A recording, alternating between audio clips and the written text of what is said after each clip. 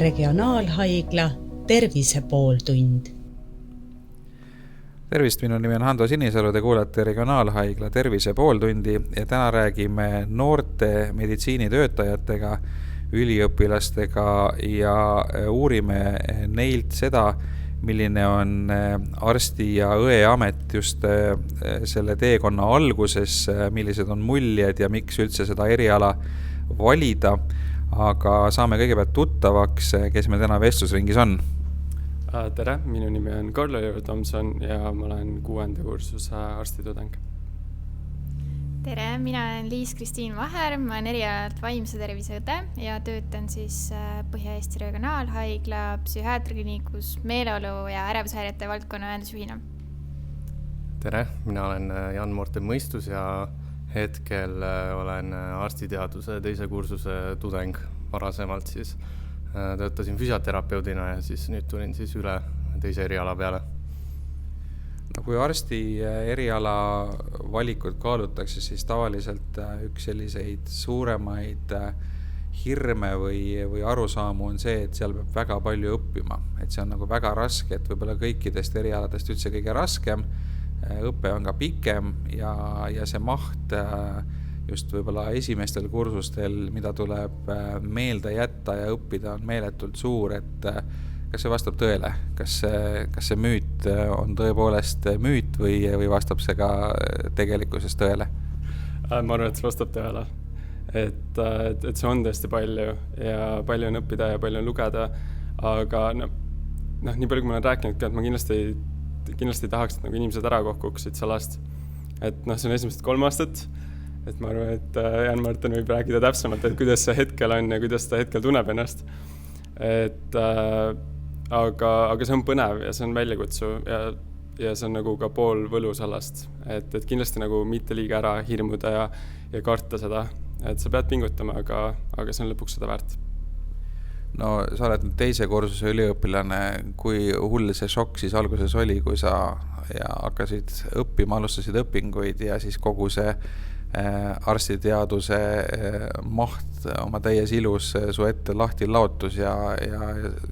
kui suur see vaimne väljakutse selle juures tegelikult on?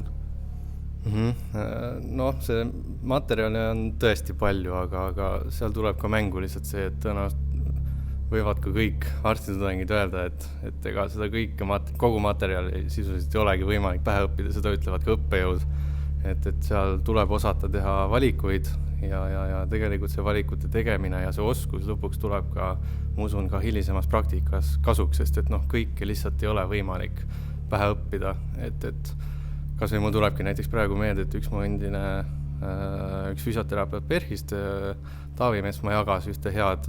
artiklit selle kohta, et kui kiiresti tekib näiteks meditsiinimaailmas teadmisi juurde. Et kui me võrdleme 1980, et selle jaoks, et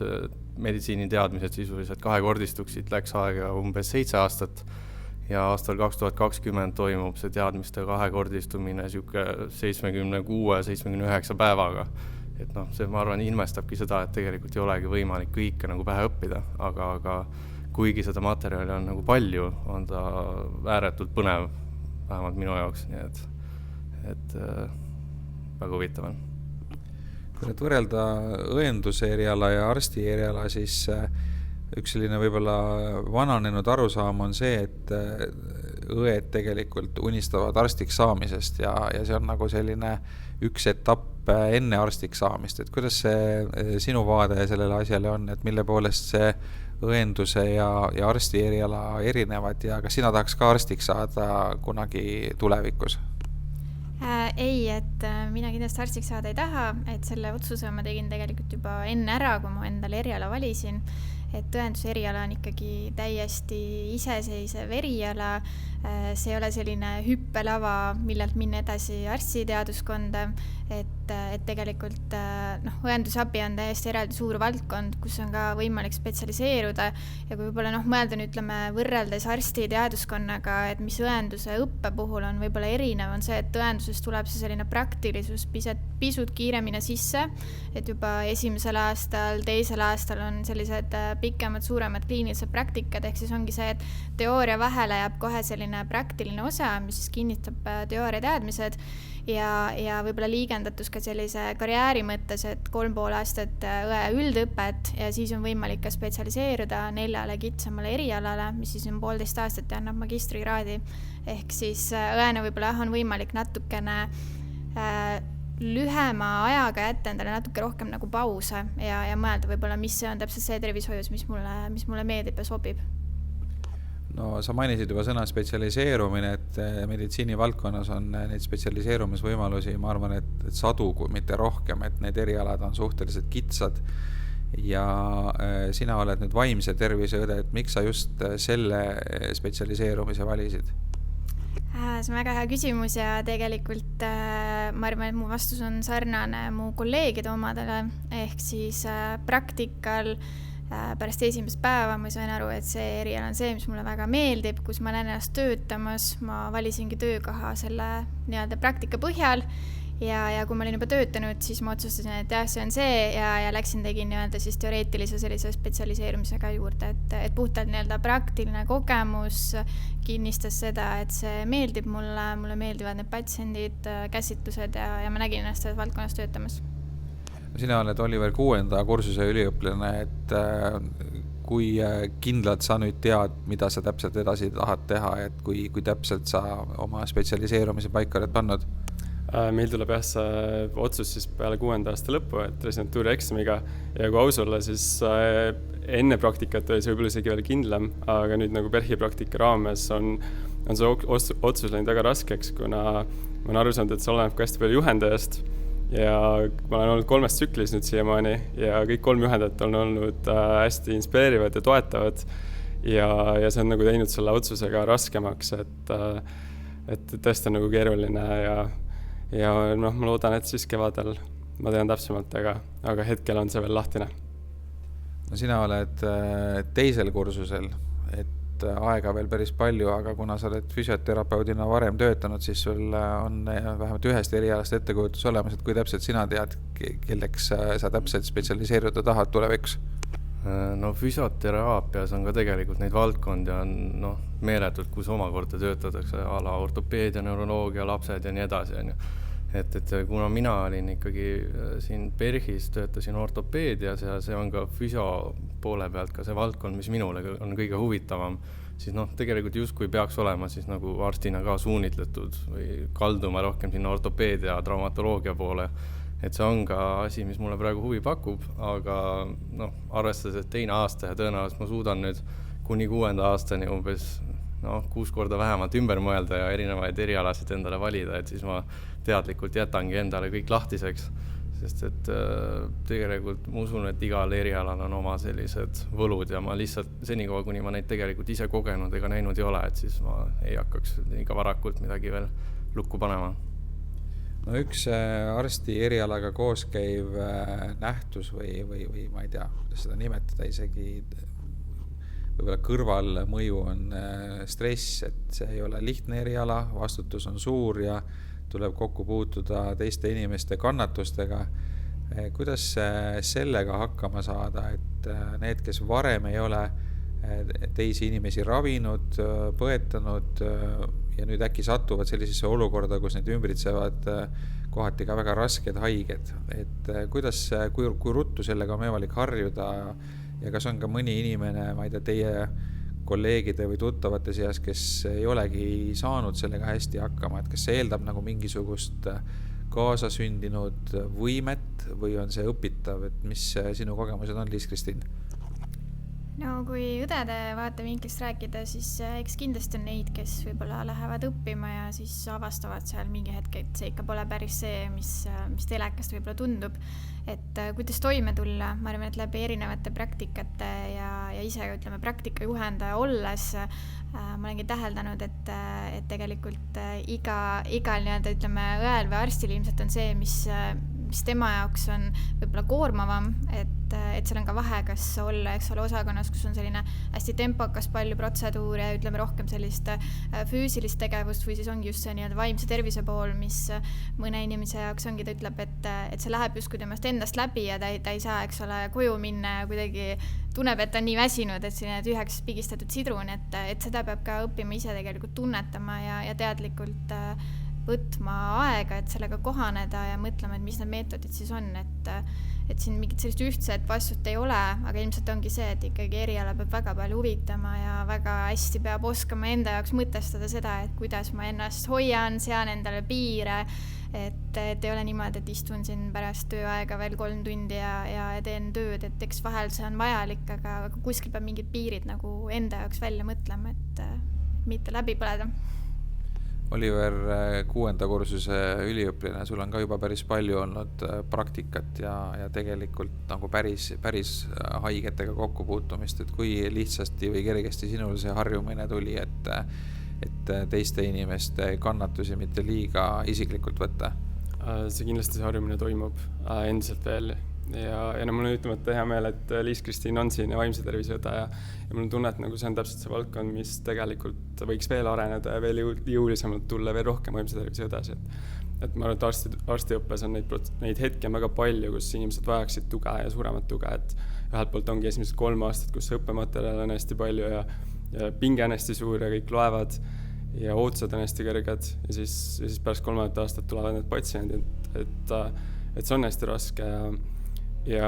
inimesed on erinevad ja ma arvan, et ma olen väga Liis-Kristiiniga nõus, et tuleb nagu leida, ühelt poolt kindlasti ei tohi nagu neid oma hobis ja oma asju ära kaotada, et selle õppe kõrvalt, mis võib väga kergesti juhtuda, et kui sul on homsel päeval on 3 kontrolltöödet, siis tennisemäng paratamatult nagu kaob ära, aga tagantjärgi võib-olla need on just need kõige tähtsamad hetked, et vaimse tervise hoidmisel, et ja mis nüüd praktika juures on just nagu võib-olla nähes teisi arste, et kuidas nagu nemad sellega toime tulevad ja kuidas nemad nagu sellega tegelevad, et see on väga inspireeriv. Et nad suudavad nagu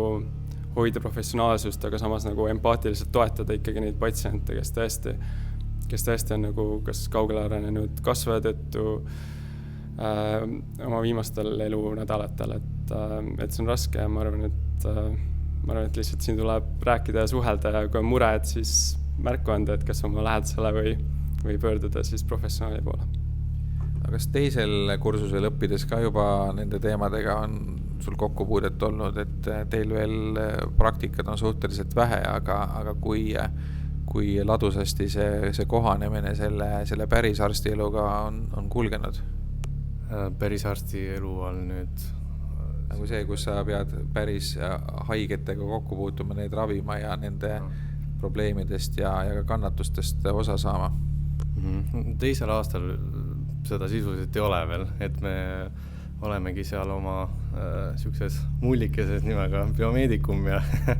seal siis õpime kõik need alustõed nagu selgeks, et enne kui üleüldse hakkame patsiente nagu nägema. Et see nagu loob kõik eeldused, et neid kliinilisi erialasid hakata nagu detailsemalt õppima, et see nagu täpsemalt selgeks saaks, et praegusel hetkel nagu minu kogemused patsientidega ongi siis ainult läbi selle füsioteraapia, et siin PERHis ka, et ma olin peaasjalikult siis statsionaarses osakonnas, aga 1 kord näiteks päevas oli, 1-2 korda päevas oli siis ka ambulatoorne vastuvõtt, kus siis tuli nagu patsient nagu väljaspoolt maja. Aga peamine rõhk ikkagi läks nende traumakäsitluste ja erinevate ortopeediliste postoperatiivsete patsientide peale läks nagu põhiline rõhk siin. No meditsiinisüsteem on üks võib-olla sõjaväe kõrval üks kõige hierarhilisemaid ajalooliselt ja see ei ole mitte ainult Eestis nii, vaid kogu maailmas ja väga sageli ikkagi on ka igapäevatöös nagu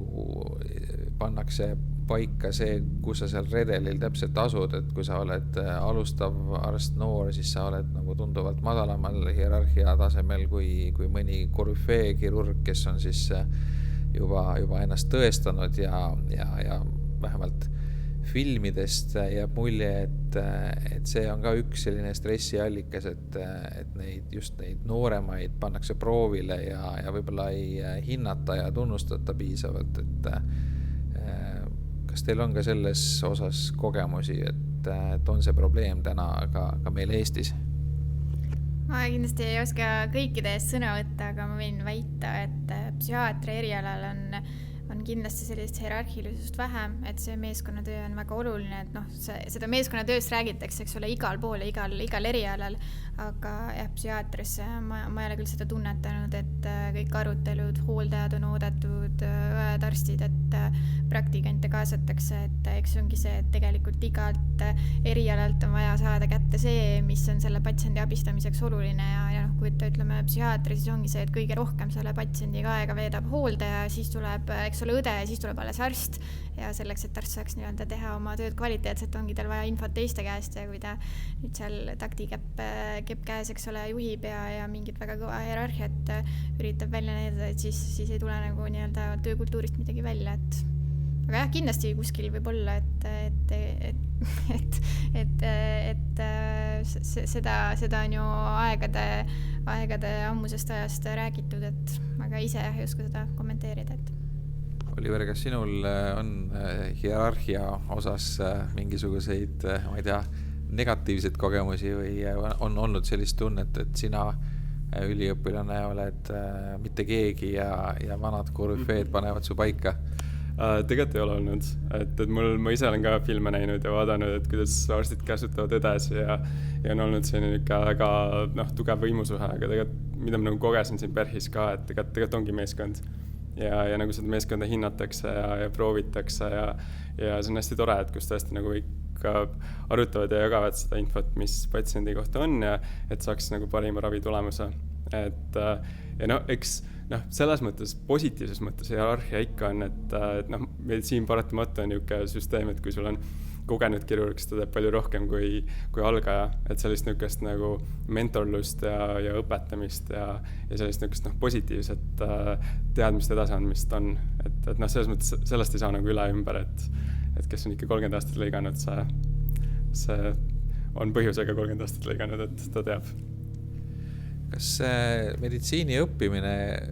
mõjutab ka sinu enda eluviise ja suhtumist tervisesse,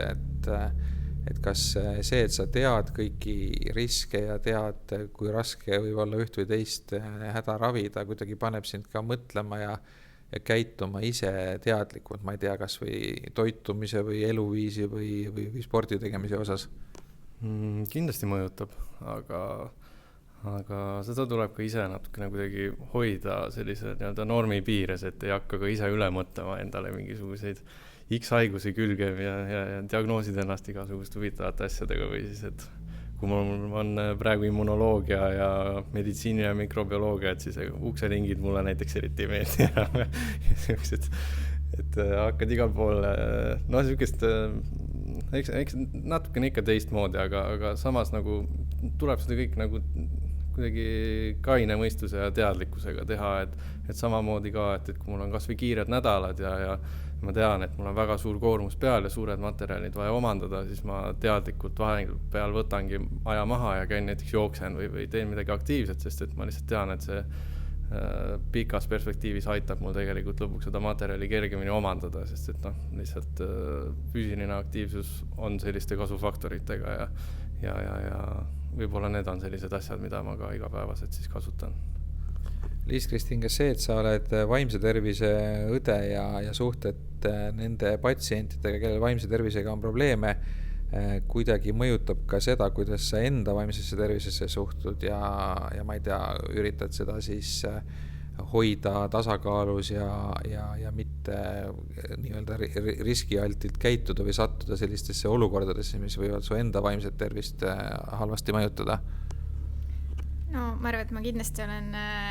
teadlikum ja see on pidev selline enesereflektsioon, millega peab tegelema, aga et seda nüüd arvata, et ütleme vaimse tervise spetsialistil endal kunagi ei võiks tulla läbipõlemist või sellist suurt stressi, et et ikka tuleb, aga võib-olla lihtsalt ongi see, et see oskus teadvustada võiks olla parem ja sellega tegeleda, aga ma võin ausalt öelda, et ongi see, et ma ise tegelen sellega pidevalt ja samamoodi nagu eelnevalt öelda, eks ole, et hindan oma nii-öelda nädalaid, oma plaane ja tahaks ju kõike teha, igal pool olla ja siis võib-olla vahepeal tundubki, et kõik on igal pool nii palju, mida on vaja teha, aga ressurssi ei ole, et siis tuleb lihtsalt õppida ei ütlema ja nii-öelda kuidagi ennast hoida, et ma tegelen ikkagi sellega nii-öelda pidevalt, et sätin ja mõtlen ja teen, et tegelikult need samad asjad, mida patsientidele räägid, et need samad kehtivad ka, ütleme, terve inimese puhul, et sellised universaalsed, eks ole, baastõed, et tervislik toitumine, füüsiline aktiivsus, uni, aga tegelikult väga lihtsad asjad, aga kui palju meist neid suudab järgida, et see on väga nagu huvitav selline nähtus omaette, et aga miks see ikkagi niimoodi on?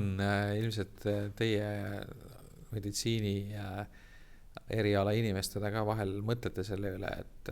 see, et tuleb piisavalt magada ja mitte liiga stressata ja toituda tervislikult ja mitte suitsetada ja kõik need suhteliselt lihtsad soovitused, mida antakse. Miks neid nii raske järgida on või miks nii palju inimesi käitub siis, ütleme otse välja, ennast hävitavalt, et kas see paneb ka mõtlema teid kui meditsiinitöötajaid ja äkki oskate öelda, et miks see nii on? Ma olen nüüd just ise natuke täbaras olukorras, kuna olles just eile McDonaldsis käinud, aga et võib-olla see on ka nagu hea näita, et võib-olla ühelt poolt, et ega meditsiinitöötajad on ka inimesed, et meil on need samad mured ja mõtted ja ei tasu ka võib-olla nagu, et muidugi suitsetamine on halb ja alkoholi joomine on tervist kahjustav ja neid kindlasti tasuks piirata.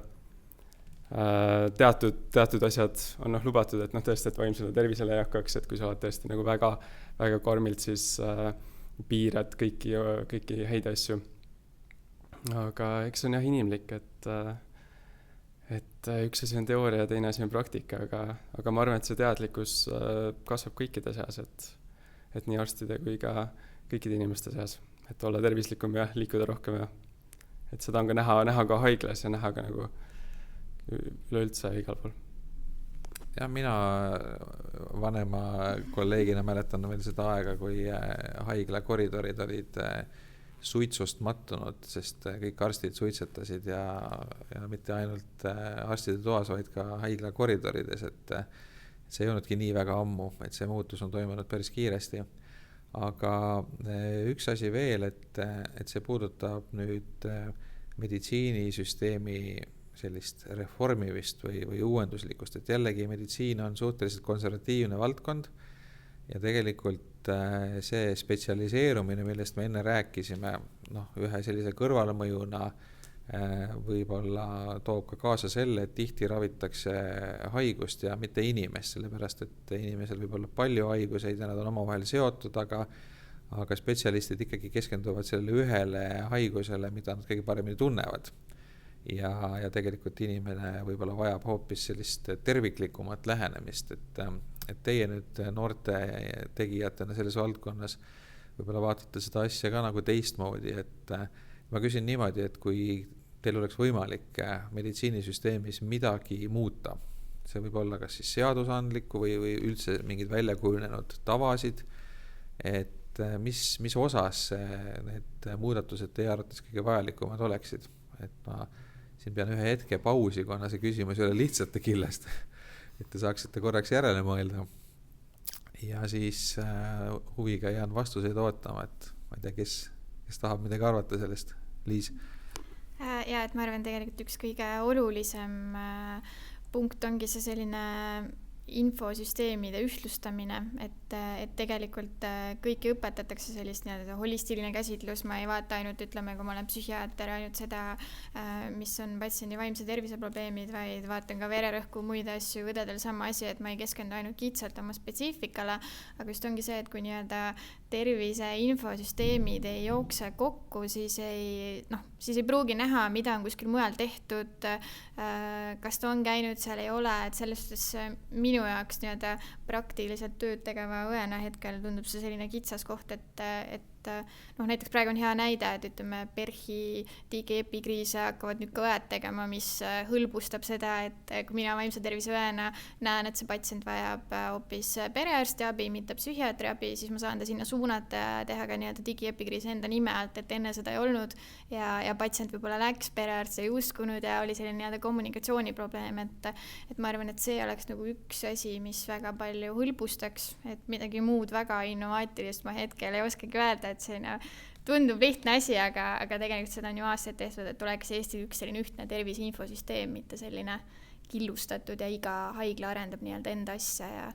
ja et Eestis on inimesi vähe ja tegelikult ei ole see nii suur riik, et võiks mingi ühtse süsteemi luua, mida kõik oskaksid ka kasutada, mitte see, et vahetan haiglat ja jälle hakkan nii-öelda nullist õppima. Et see on nii-öelda see, mida mina olen näinud. Täiesti nõus selle infosüsteemiga ja lisaks võib-olla sellele, mida mina sooviksin, on, et meditsiinitöötajatel oleks rohkem aega patsientide jaoks. Et ma olen käinud nüüd arstidega polikliinikas kaasas ja näinud, et kui 15 minutit on aega ja selle 15 minutiga pool läheb selle infosüsteemi peale jändamisega ja otsimisega ja siis ühe kõrvaga saad kuulata, mida patsient räägib, et see aeg on lihtsalt nii vähe. Ja et ma arvan, et kõik arstid tahaksid läheneda holistiliselt ja kõikehõlmavalt ja uurida, aga lihtsalt see surve ja see koormus on kahjuks nii suur ja see ajaline limiit lihtsalt kahjuks loob sellise nagu situatsiooni ja see on keeruline, seal ei ole nagu head lahendust, aga et kui kuidagi leida viise ressursse, et seda aega lihtsalt pikendada, et mis arst saab patsiendi jaoks kulutada. Kahe eelkõnelega ma olen 100% nõus, otseselt midagi võib-olla, et see on ka palju räägitud teema, et ka ravijärjekorde veel lühemaks saada, et siis ma arvan, et see on ka selline asi, et siis kui kõik need 3 asja nüüd siin kõik kokku panna, et siis võiks juba täitsa looma hakata. aga jah, rohkem midagi erilist ma küll ei oskaks nagu välja tuua, et olen nii Liis-Kristiini kui Oliveriga 100% nõus. Nii ja lõpetuseks, kui nüüd meid kuulavad mõned gümnaasiumi lõpuklasside noored või siis ka need, kes on gümnaasiumi lõpetanud ja pole veel kõrgkooli läinud ja kaaluvad, et kas meditsiini eriala valida või mitte, arstiks või õeks saab hakata, et mis te neile soovitaksite, et kui nad nagu kalduvad selle valiku poole, jätame kõrvale selle, kas nad sisse saavad või mitte, aga selle, et nad tahaksid seda eriala õppida, et mis neid siis nagu ees ootab, milleks nad peaksid valmis olema ja mis oleks võib-olla teie sellised, ma ei tea, julgustused, et just seda eriala valida? Mul oleks võib-olla üks soovitus, et tulge haiglasse siis tudengivarjuna või arstivarjuna, et tulge ja vaadake, et mis siin toimub. Et ma arvan, et kui kirjutada, siis tudengid on nõus võtma kaasa ja ka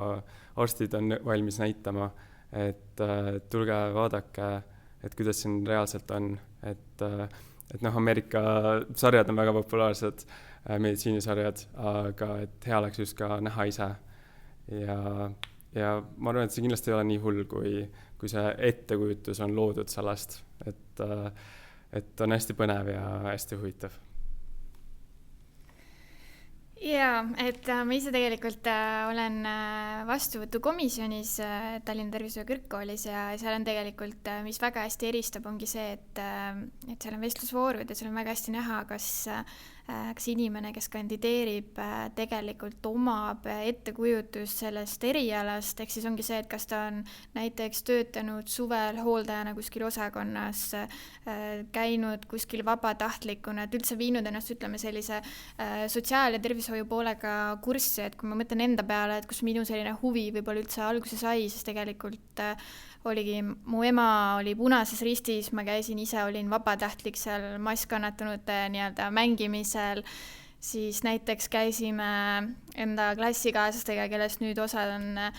juba residentuuris, käisime kuskil Sepa supiköögis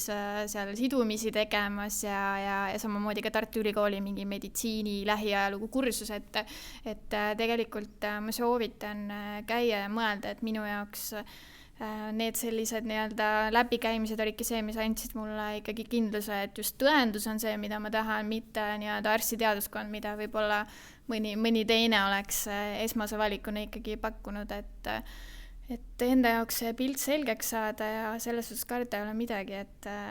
see on selline eriala, mis pakub tööd igal ajal, nagu siin oli näha, et puudust on nii arstidest kui õdedest ja valdkond on lai, et selles suhtes igaüks leiab enda jaoks selle jupi, kus ta tunneb ennast mugavalt ja tahab tööd teha. Eks igaühel on tõenäoliselt mingisugune ettekujutus juba olemas sellest valdkonnast ja ega muidu tõenäoliselt ei tahetakski minna sinna arsti või ühe valdkonda või üleüldse meditsiinivaldkonna tööle, aga tugev tõenäosus ongi, et see ettekujutus baseerub ala Grey anatoomial või Dr. House'il, aga need on reaalsusest teinekord üsna kaugel. Et siis jah, et mina soovitaks ka seda varjutamise varianti, et siis ongi võimalik näha, et milline see elu on mitte siis, kui ütleme, on kõige põnevamad case'id, aga et see igapäevaelu just, et teine asi, kas ühe päevaga seda kõike näed, aga vähemalt sa saad natukene aimu. Et see oleks küll minu soovitus. Nii, suur tänu, te kuulasite Regionaalhaigla Tervise pooltundi. Saatejuht oli Hando Sinisalu ja aitäh kuulamast. Regionaalhaigla Tervise pooltund.